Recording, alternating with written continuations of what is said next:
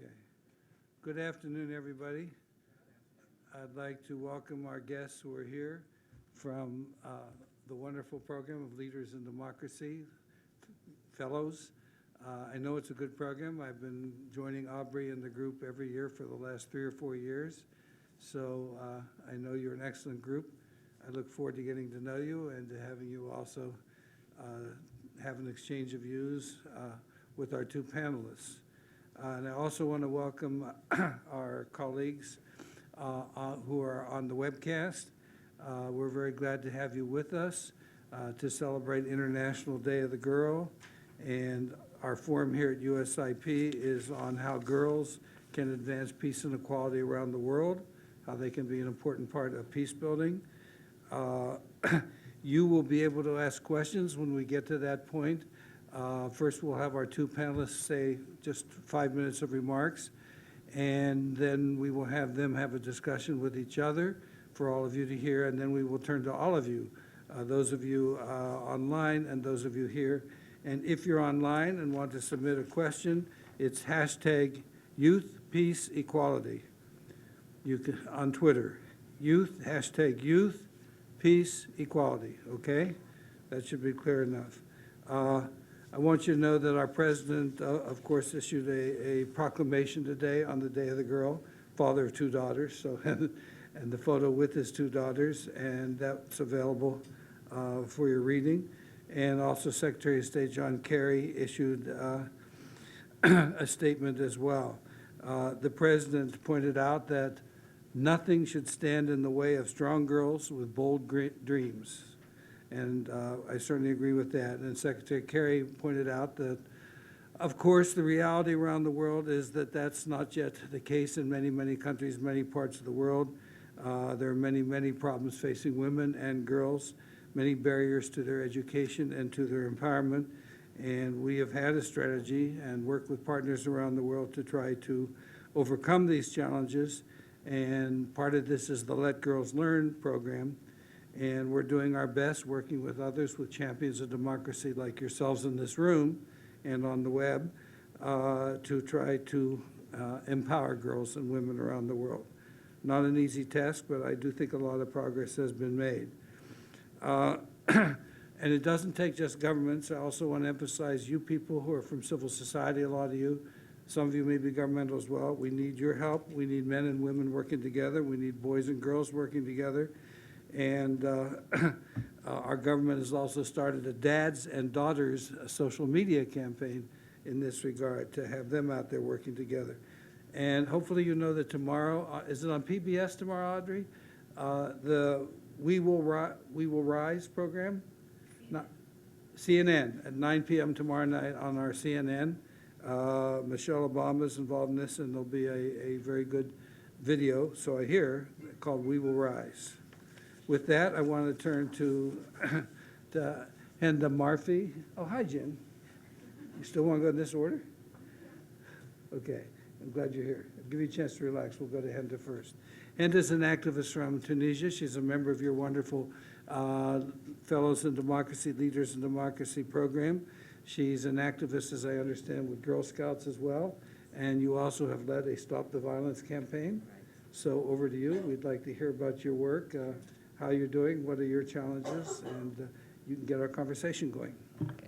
Thank you. Thank you very much. Hello, everyone. I'm Henda Murphy from Tunisia. I'm here today as part of the Leaders for Democracy program and as the International Commissioner of the Tunisian Scouts. I'm so glad to be here today to raise women and girls' voices, especially that it matches with the International Day of Girl Child. So I would like to talk about my commitment about the topic of gender equality and especially about the Stop the Violence campaign. My commitment started from an early age because my dad is a scout leader and he encouraged me to be so engaged with the civil society and to make a change from my early age, from my 6 years old. So then I start learning from him and learning from the civil society environment in which I lived. and I was so interested in gender equality, especially that I saw a lot of violence around me. So that's why what I saw, that there is a lot of violence. Women and girls today in the world are suffering from violence in their communities, in their societies, in their in their classrooms. So what should we do as people to stop this harmful stereotypes? So what we did, that as Tunisian, we are part of the world. We need to contribute in that, and we try to see what the World Association of Girl Guides and Girl Scouts, which is the biggest association of girls in the world with its 10 million members, launched a curriculum of activities. It's based on non-formal education because we strongly believe that we have to start from the early age for young girls and boys and use a participatory way, with a fun way, so people can learn while they practice. We took that campaign to Tunisia, and we started with more than 100 girls and boys from different regions of the country, and we gathered them together, and we presented very funny activities. So the girls learned their basic rights, and the boys learned that they play a role to stop these harmful stereotypes for the girls. There is also some other activities for, let's say, teenagers from 12 to 17 years old. They came together, they learned what's violence, the different type of violence, the sexual, the verbal, the psychological violence, and they got a lot of training, and when they went back home, they tried to advocate. So they made an advocacy campaign in their schools, within their families, within their neighbors and cousins, to try and to contribute even a little bit in their environment to stop that. And on national level, we started a national program for the Scouts in which trainers came and learned from this curriculum and all these activities, and they went back home in their regions. So they talked with the governors, they talked with the municipalities, and they start advocacy campaign, so people start at least thinking what is violence and how can we solve this problem. However, and despite all this, in Tunisia, women have their rights, but unfortunately, most of them, they don't really know their basic rights. So it's a big challenge for the civil society to raise awareness and to let them participate, and because they are powerful, they are strong, they are smart, and they can make a change. Thank you.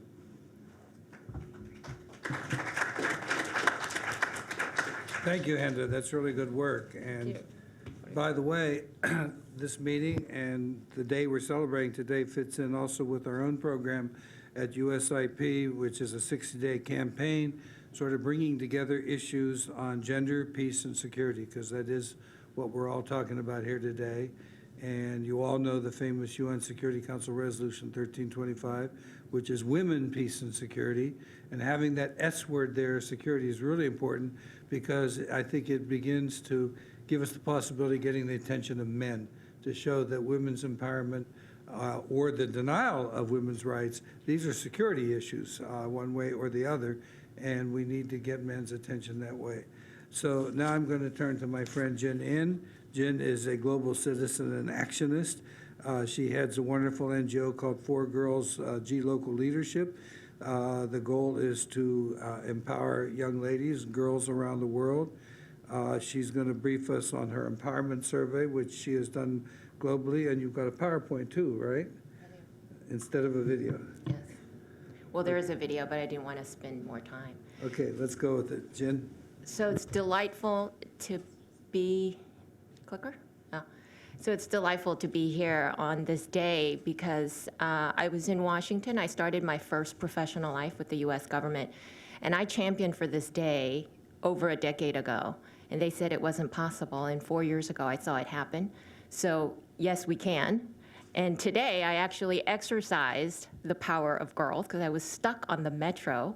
So literally it was, yes, you can. I took a taxi and then we got stuck. So it was like, yes, you can.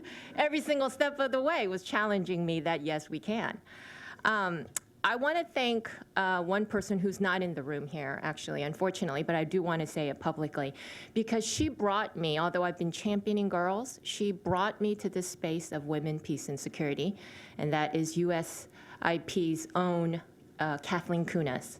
She told me to come into this world and bring your expertise, and I have learned so much about war, sadly, and why girls and young women are a unique source, but actually I would argue the most powerful force for changing the world. So I want to start with PowerPoint because it makes easy about why we even need an International Day of the Girl. So I'm going to ask you a very simple question. I ask this everywhere I go and everywhere I speak. How many people think there are more males? And how many people think there are more females on the planet today? So if you think there's more males, raise your hands. So for the people on the webcast, 0 people raise their hands. And how many people think there is, oh, 1 person. And how many people think there's more females on the planet? So that was everyone else, just 1 person alone. We're going to need to talk, because here is the answer. There is actually more males on the planet. In fact, there is so many more males that if we put them in, created a country, it would be the 24th largest country on the planet, right after the population of United Kingdom. That's how many more males. So how do we get to this?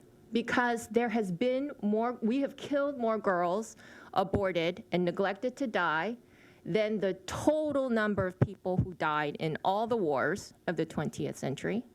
Another way to see this is that we have killed more girls than the total number of deaths from all genocides of the 20th century.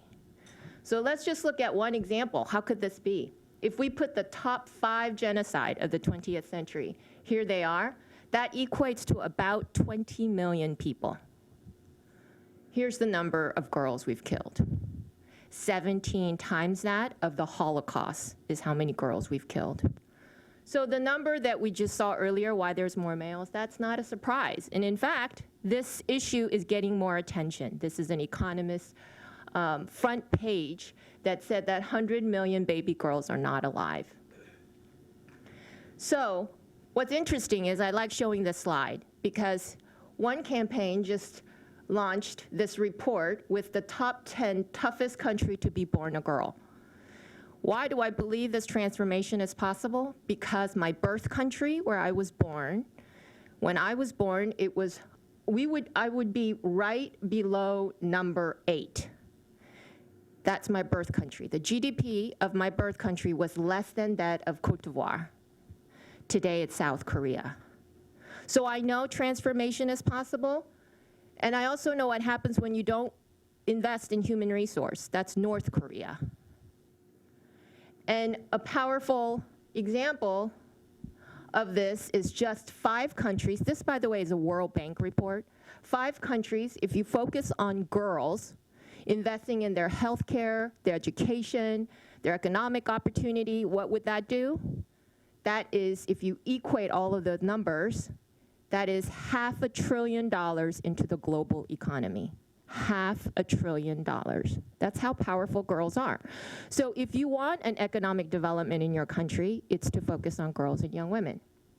Now, why is this even more critical today than ever before?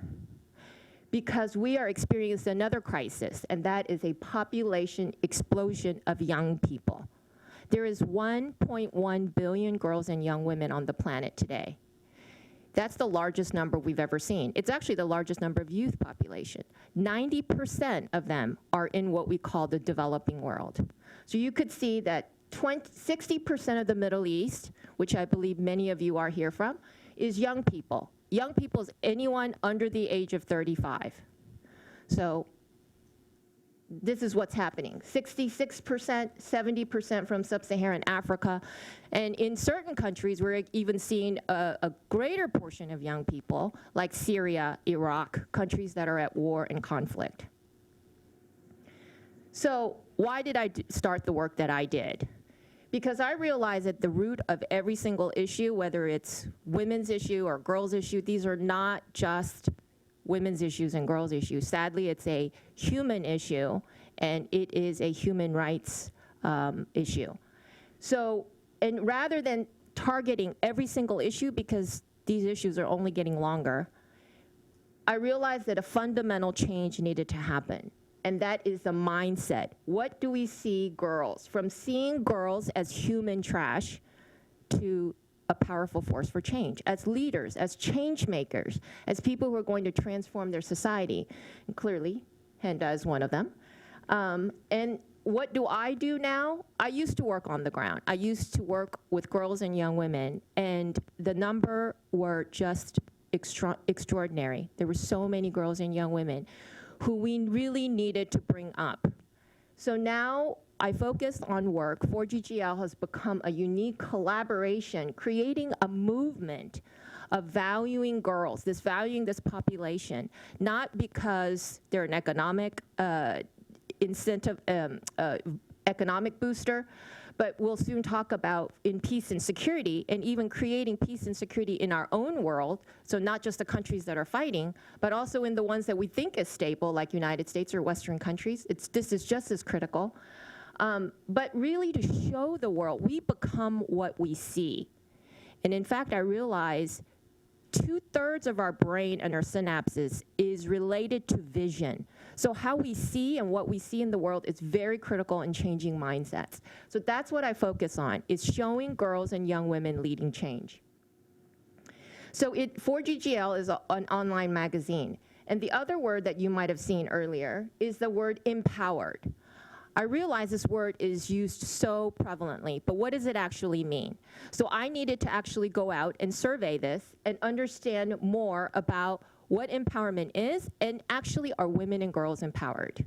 And I'm not talking about just getting more girls to school, because we know from Western countries that girls can go to school, and in fact, in most of the Western countries, girls are outnumbering boys in school, but are they actually empowered? So here's some of the countries and young women who participated. And we actually focused on what we call millennials.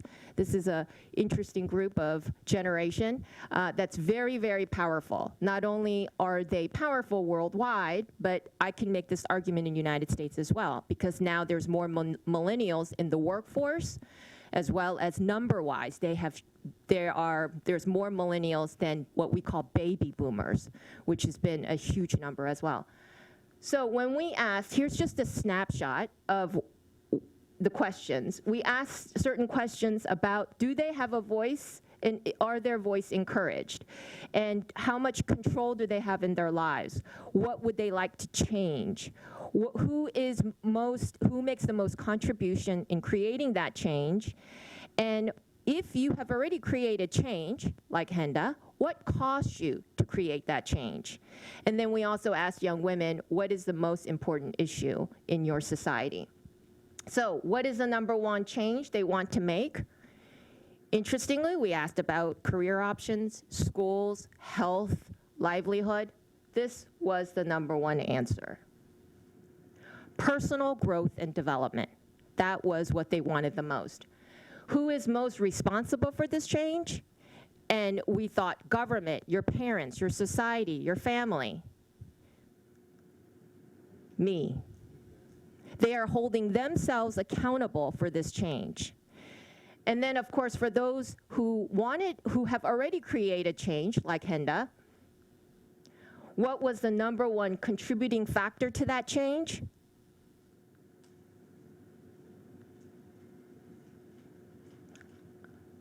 Well, here we are. Self-awareness and knowing who they are. There's a famous quote that Socrates says, "Know thyself."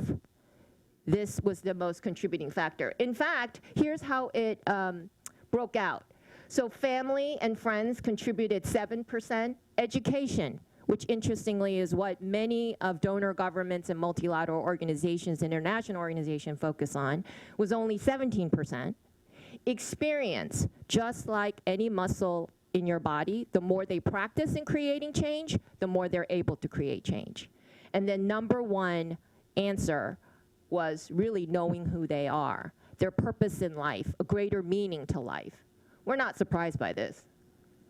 So the full report, you can go to 4ggl.org, and there's lots of other questions we asked about their lives that you can find. Now, the most important and the most powerful example of this I have learned, and it's in this space.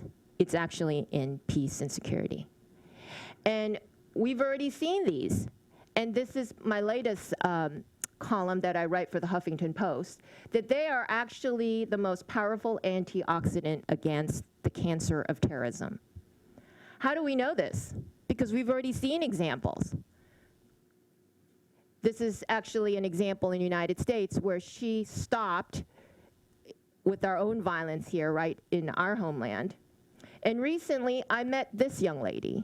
She is the first UN Goodwill Ambassador for sex slavery. She is actually a survivor of ISIS, and she spoke very eloquently, telling the world leaders, you decide whether you want war or peace. So that's exactly what we're doing. I've partnered with Google and YouTube, and we are looking for 7 bold women, young women who are creating change in the most violent countries. Many of them are ones that we don't have to think about, like Syria and Iraq and Iran, but we're also looking for a young woman right here in the United States, because this isn't just their issue, it's our issue. It's every one of us. So you are all young leaders for democracy. I'm going to challenge you with these 2 statements, and that is, if not now, then when? If not you, then who?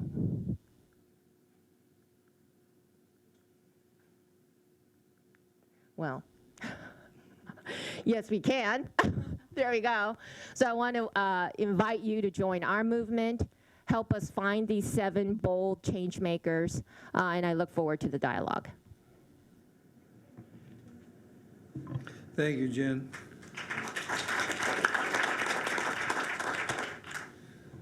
One of my colleagues here, who many of you know, Manal Omar, who's a great activist for peace and democracy and for women's rights in the Middle East and beyond, has always said, I'm not going to name a country, but she had a particular country in mind, that often women are out in front, like when there's a revolution against a dictatorship, and then they're respected and appreciated. And then when sometimes these revolutions succeed, women are pushed to the back again, and they're told by the men, the leaders who are male, not now, because we have other priorities. But, as Manal says, not now generally means in their minds never. So it is now that things have to be done. I'd like to just ask the 2 of you now a couple questions to get a conversation between you going. We won't take long on this because we want to turn to this very good audience that we can see and to the online audience that we can't see, but I imagine they're very talented and into this as well. So one thing I wanted to ask is, already I see one way that you 2 can or have worked together, and that's you both have an identification with the Girl Scouts movement and Girl Guides, right? Girl Guides and Girl Scouts. Girl Guides are the younger group. Tell us how you work on that and ways that you can work together and with the activists here. How we are doing that with Yeah, what are Girl Guides doing now to empower young ladies, girls around the world? Okay. As we have different curriculum.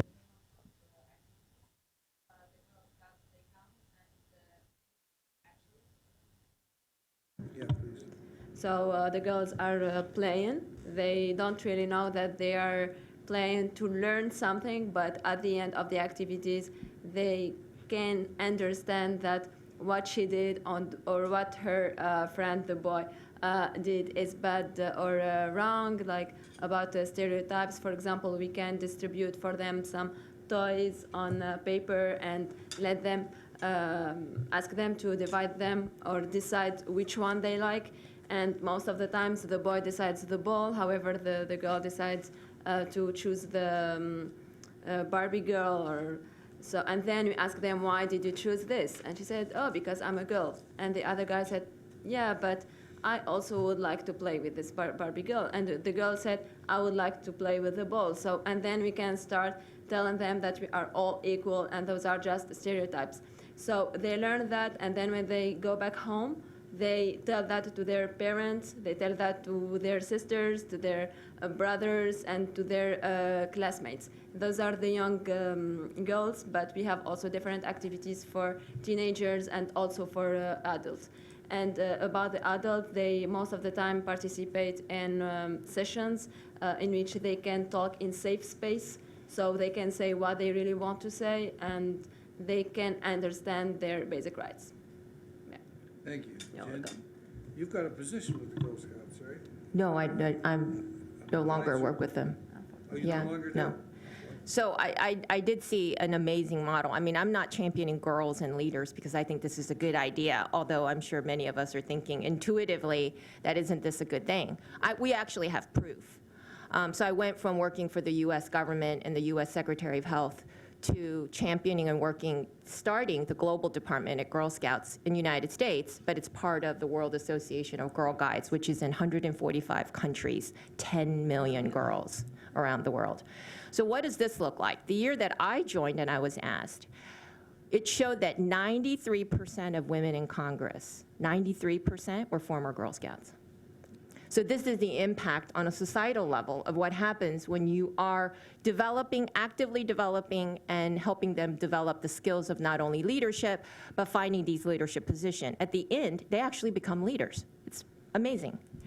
So I knew I had a model and downloaded a very efficient model that what does this take to do it? So I definitely do believe, I mean, here's one who is a model of investing in girls, but I would actually say I am an example. I'm no longer a millennial, but nevertheless, I'm an example. If people didn't believe in me, and I have obviously my own story of why I got into this work, it wouldn't be possible because I was born in one of those 10 worst countries to be born a girl, the year that I was born. So there's enormous proof, and I showed you much of it on the slides. So I do think that it is very important to empower girls, but we also need to know what actually empowers people. We must go beyond education, and it isn't just about bringing people to the table to really truly not be able to participate. So we really need to understand more about what really empowers human beings, because those same things that empowers women actually also empower men. So what are those tools, and what are those skills, and what are those experiences? I think we need to know more about that. Thank you. And to your comments make me think of some of the work we do here. You all know the agenda of women, peace, and security. We also have an initiative that's about 3 years old now, which we call Men, Peace, and Security. And it is very much based on looking at the UN Security Council resolution. We feel that no country that has gone through violent conflict is going to succeed on 1325 or have a successful national action plan as required under 1325 if they don't have a very organized, concerted program to reach out to boys and men to make them understand and respect, support the rights of women. And the way that the training in this field is done is not by getting young men in a room in countries that have gone through violence, like Afghanistan is one country where we have a program going on now. You don't get them in the room and say, hey, you have to think about women's rights, but you get them in the room and you have them learn about the values of peaceful masculinity, what a man, a boy can accomplish as a positive peace builder in his family, community, and in his country, including countries that have been racked by terrible violence. And part of the training, and this goes to what you said about, well, the little boy chose the ball. There's one part of the training is how to get out of the man box, because men in all countries here to grow up with certain expectations of what it is to be a boy and to be a man. Like, boys don't cry, you don't show your emotions, and we are sort of imprisoned in these stereotypes. And so part of that training is how to step out and be proud of stepping out of this man box. So other parts include how to deal with your anger without creating violence against other people, without hurting other people, and how to be a positive peace builder. So with that, I'd like to ask each of you what you see as the particular challenges. How well are you doing in engaging boys and men to support this work? Actually, there is think that there is a lot of challenges that in which we are living. It's the culture barrier and the stereotypes, and like girls and women are most of the time they have a fear to dare and to initiate their activities because they are afraid that they will be judged from the society and the communities in which they are living. So that's why we always say that men and women complement each other and we cannot live separated, and we need to give the same opportunities to women and men, to girls and boys, because we are all equal. And also we have to tell the girls and women that they are powerful and they are smart and they can do it. Everyone can fail in doing stuff, but then we can succeed. Great. Jen, you want?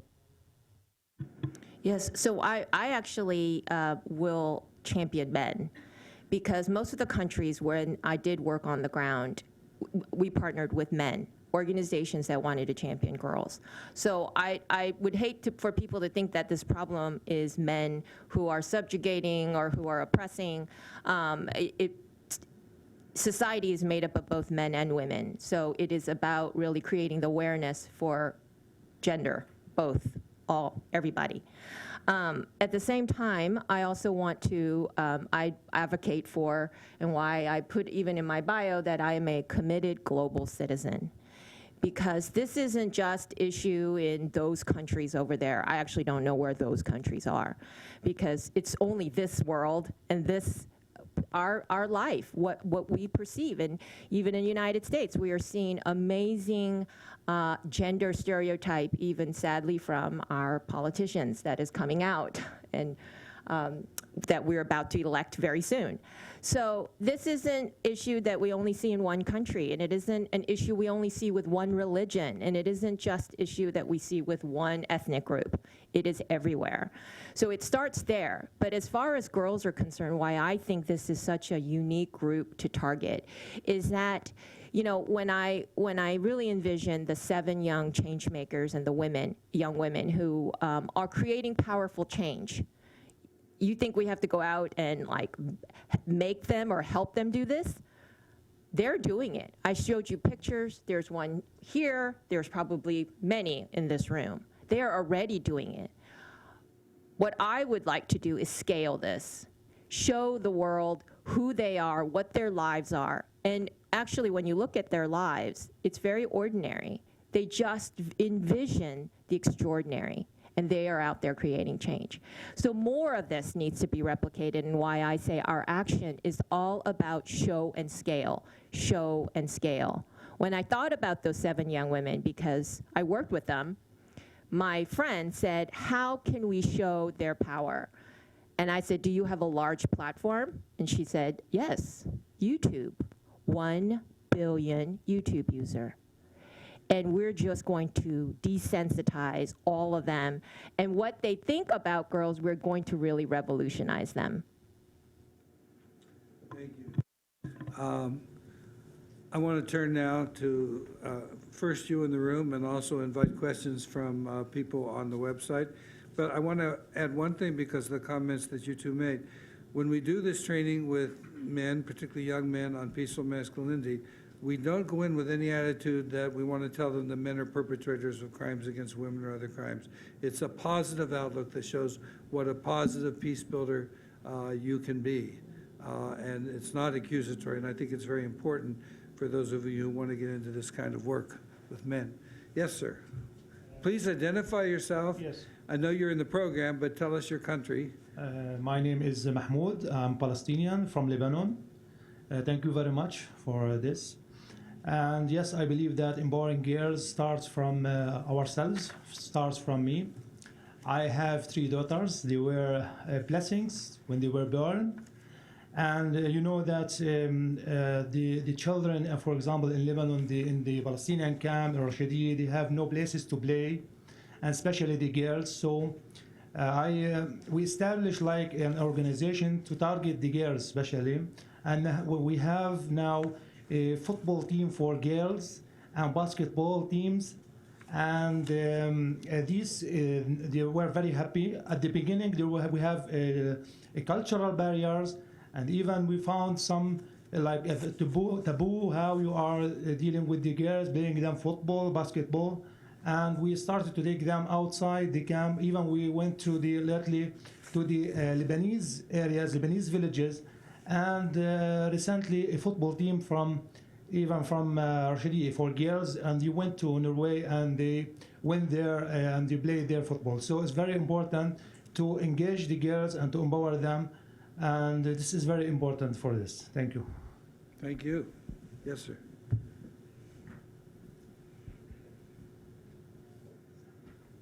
Thank you very much, Your Excellency, the Ambassador. First of all, I would like to thank my friend Hinda. I'm really proud of you. I'm proud of your work. Can you tell us your name? My name is Ahmed. I'm from Jordan. I'm working actually at the Ministry of Political and Parliamentary Affairs. Thank you. Part of my work is to empower women, especially in political life. So I'm proud of my colleague Hinda and about her work. My question for Hinda is, you just mentioned that you have a printed curriculum based on non-formal education. Is that available for public on website or something? Yes, there is a 4 curriculum for different ages, and they are available online.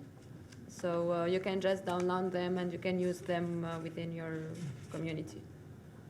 Okay, thank you. My question for Jean, during your work on some countries, do you deal with governments or more or with civil society? And what the kind of cooperation with governments? Have you faced, for example, some negative pressure for governments on some countries? Have you worked in Jordan, for example? Thank you. Sure. Thank you.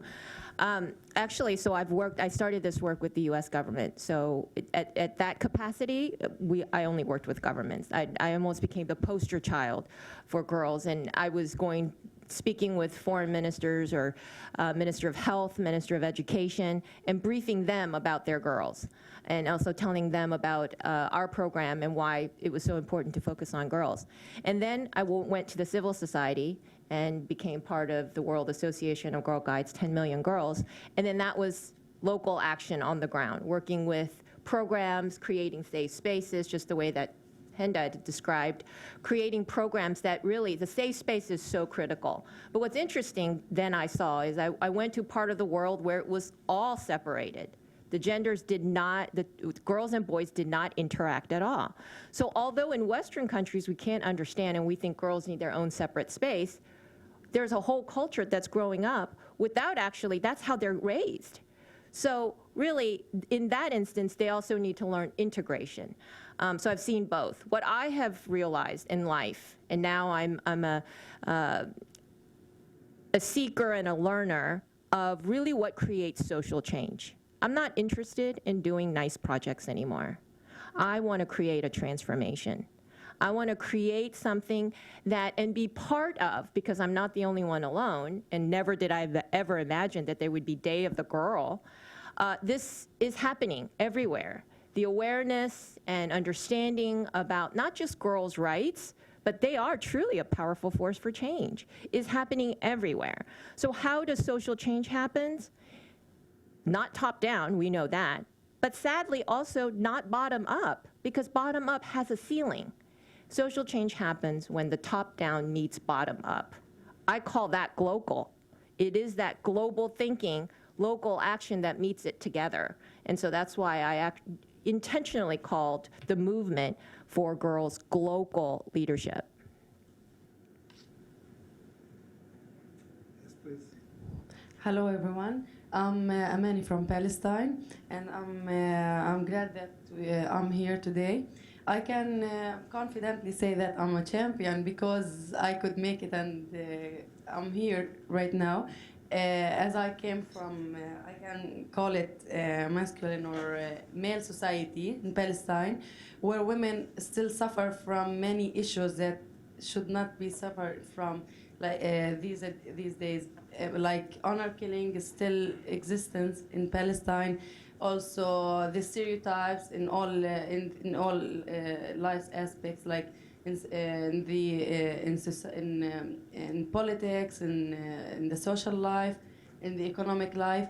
So there are many challenges in front of any woman who dream to be successful in her life in Palestine, especially as women live under occupation in Palestine, which makes it harder for them to achieve what they want to achieve, because people or families are not just treating women like this or preventing them from practicing their freedom just because of their honor or the traditions or the closed-minded culture, but because also they are all the time they're worried about their daughters and their sisters and their wives because of the restriction of movement we have everywhere. If we want to move from a village to a village, we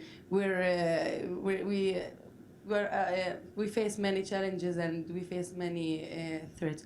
So, but in spite of all of the facts that we have many challenges and we have the cultural barriers and the traditions that impede women from moving forward, but we still have many success stories that should be exposed to the whole world, because women who are living under such circumstances, very tough circumstances, and they're fighting to improve their lives, their children's life, their society's life, should be exposed to all people to influence the others, because they are very influential, but they need more focus and the lights should be spot on them. I'd love for, I'm very impressed of your work and the organization you're working for, and I'd love if we have some cooperation with your organization to spot the light on these ladies and these successful women who made the change, who are working on changing the mentality of this society. So there are a lot of women who deserve the attention and deserve that their stories are shared with the whole world. So thank you. I really appreciate what all of you are doing, and thank you for having us today. Thank you for being here. Congratulations on being in this good program. One more lady. Well, I do want to say that, so for GGL, I've let it go a long time ago. And the great thing about it is not just my organization. This is a mission for the world. And I'm inviting you, I'm inviting every single one of you. There's, 25? I would welcome your partnership. And those examples, I said it is also an online magazine of showing girls and young women leading change. We have quarterly issues. We would love to spotlight your work and the work we do with girls, because again, more we see, we become. There's a saying, seeing is believing in English. It's really true. And what people see, they believe it.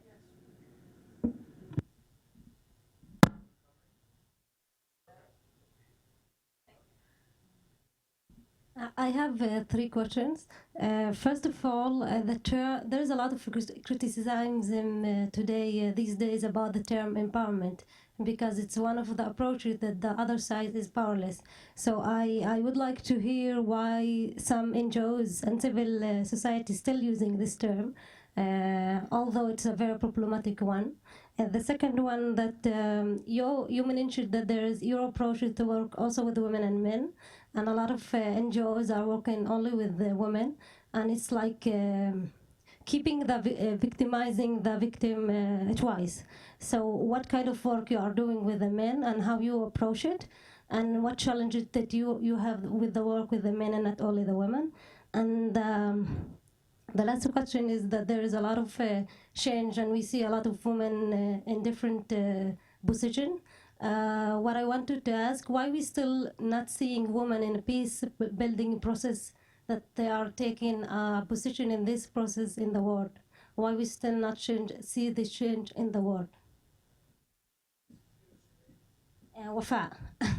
I'm Wafa. I'm Arab Palestinian citizen of Israel.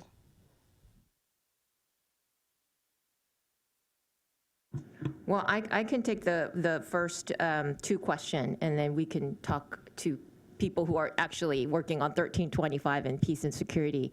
Maybe they could answer that question, Steve. But the empowerment, I love that question. And in fact, in our survey, we did not use that word because sheer fact that that word does not exist in most language. So when we translate it into Arabic, doesn't exist. When we translate it into Chinese, doesn't exist. Even when we translate it into French and Spanish, it came close, but it doesn't exist. So what do we measure? Well, I encourage you to go to 4ggl.org and read the whole report. But we measured agency. What helps or why can't people create change? And we looked at two fundamental indicators of that helps with agency, and that is voice, and the other is choice. Now, we're going to launch another survey to scale it also, but now I'm even interested in, we learned two caveats of the voice and choice, and I'd be happy to talk to you after the webcast, because really this issue is so fascinating. That's why I'm a continuous learner in this process. Now, the thing about empowerment and why we use that word, because there is kind of a common understanding when we say it, especially in English-speaking sectors, right, what that means. But it's also an opportunity to ask each one of us, what does that mean to you? I'm a huge fan of anything that has in, it's my last name, in power, in vision. And that actually means the ownership belongs to you. It's restoring power back to people where that power has been taken away. And same thing with envision. It's seeing a vision that other people can't see. So it is really asking, and I would ask you that question. What does empowerment mean to you? And I welcome your answer after the session. About girls and women, or why not boys, or how are we engaging, and I agree with that as well. I've studied, because I'm so interested in creating social change and not just about projects, I actually looked at movement. I've studied a lot about what creates social change, what creates social movements, and why I can now make an argument, especially in this peace and security space, why it's so important. And that's because there's a global study that's been done, and in fact, Valerie Hudson wrote a book that the #1 indicator of country at war is not democracy, it's not economic development, it's actually violence against women. It is a direct correlator to a country going to war. So what helps lessen violence against women? It's actually women themselves. It's them creating movements, creating change, creating awareness. So, and I showed you from our survey that this group, millennial women, are so accountable. When we asked them, who is going to create this change? They didn't say our government. They didn't say, I mean, there are people who did say it, but they are holding themselves accountable and saying, we want to create the change. That's why I focus on the girls and young women. I have a comment about that. Isn't that what we say, that the responsibility is for women? And I believe that in every situation there is two sides, and 50% for every side for the last outcome. And when we say that the woman, I understand and I believe that this depends on the woman, and that they can take the rights and do whatever they want to do. But I think sometimes that when we say this sentence, it's like giving the other side permission to keep doing what they are doing without taking any responsibility. I believe that women, should take the whole responsibility, but otherwise it's very problematic to me to hear this sentence and not comment about it, because I think even in a very small or a full percentage, the other side have the responsibility about the different situation that happening here. It's very holistic way I see the situation, and not seeing that only women can solve this or only women can deal with this situation. All right. Well, I want to, no, and I'd be happy to speak with you. I think you misunderstood. I didn't say women are responsible for creating change. I'm saying they're doing it. Everybody is responsible for creating change. And generally, when I'm speaking at universities or in conferences, I would, especially many universities, it's majority men. So I'm telling them to also create change, help women and girls be empowered as well. So this isn't, I'm not saying only women are responsible for creating change. The young women are actually holding themselves accountable for their own change, not responsible. I would like just to comment about the peace building. I think that women are already in the process of peace building, because when a mother is educating in her son and her daughter to respect the others and to stop the violence and to listen to others through communication and through dialogue, she's already raising a generation of people who will spread peace among their communities and their society. She or he can be one day in a high position and to spread the peace building on international level. So I strongly believe that women and girls have already a big role, and they are playing a big role to the peace building process. I agree with you.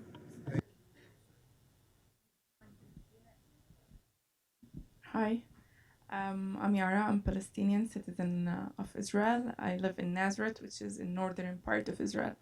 First of all, I want to tell you something that happens often in my country, killing women on the background of family's dignity. When it started first to happen, I remember my dad. We run the Arabic legal radio station authorized by the Secondary Authority in Israel. So we always want to make it change. We try to make it change via gathering over 50 Knesset members' signatures against killing women and families' dignity.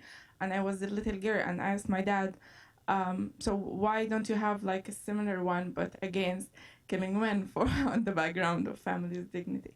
So I always thought men and women should be equal. And as Queen Rania once said in one of her panels at Yale University, why should your identity constitute a barrier to entry? We're in a world where you are born in a gender and you can transform, and we still discriminate against women because of their identity. I want to ask you, who do you blame for this? Mainly, do you blame women themselves? Because sometimes I believe that, yes, the word is giving trust to some women, but they're not making the most of it. Do you blame governments? Do you blame the biggest countries in the world who are leading, or most countries look for them as like their role models? Who do you think is the main actor here?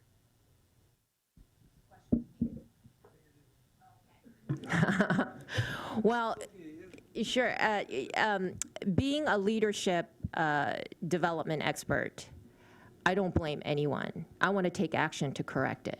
I think the blaming and the finger pointing, and even if it seems like, and I've been in this space my whole life, since birth, which is the reason why I started the organization that I did, or I started for GGL, because we've killed 100 million girls because they had 2 X chromosome.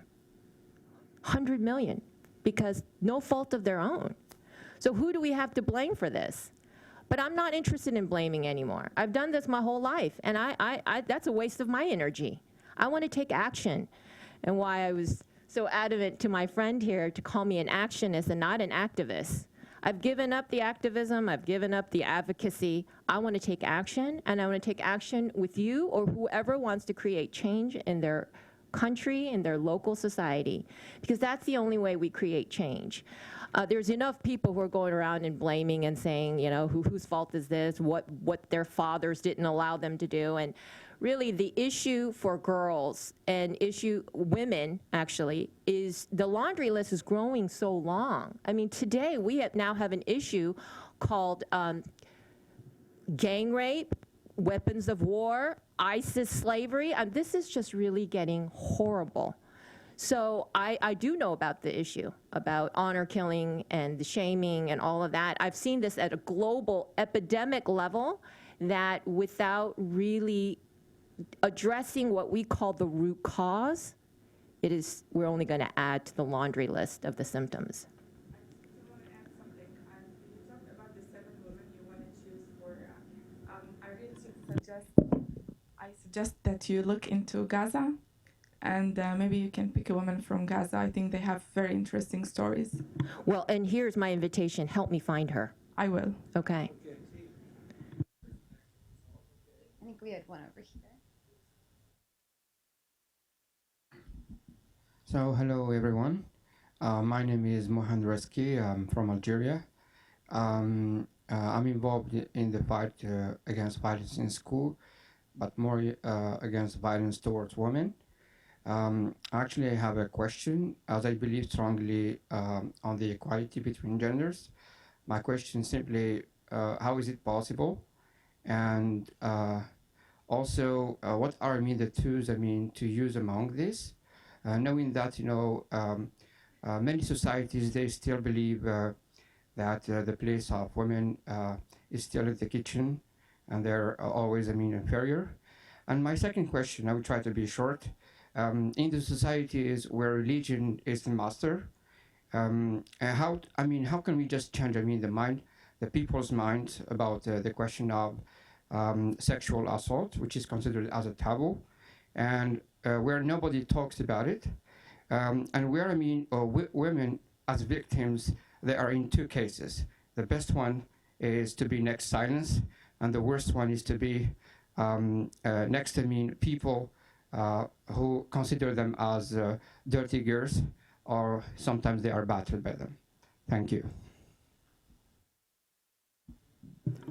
I can respond on some points about how to stop this violence.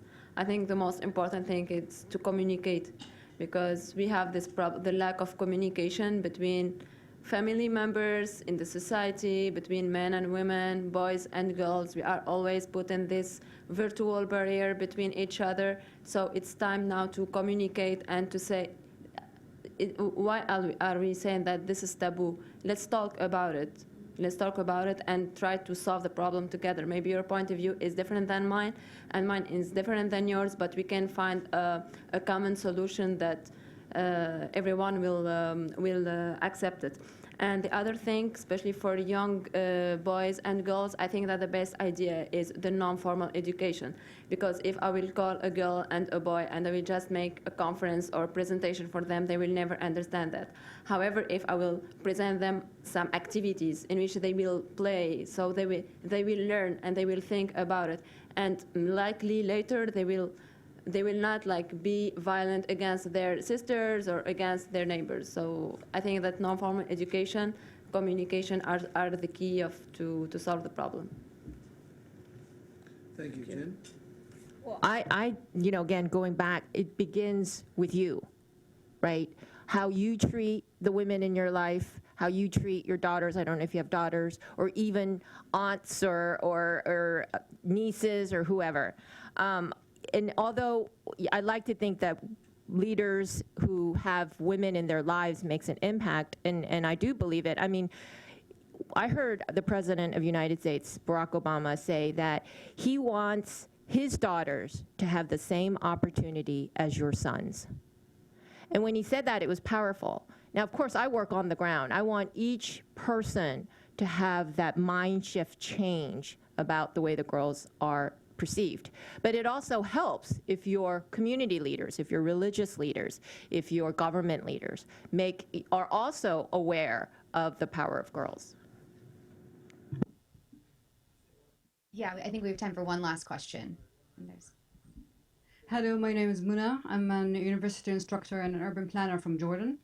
And my recent work I'm working with the settlement of Syrian refugees in Jordan. And doing so, I'm working with not only women, but men and children who are fleeing their country from this bloody war. And I wanted to know more about the role, if any, of USIP in peace building in a way to mitigate the impacts of this horrific conflict.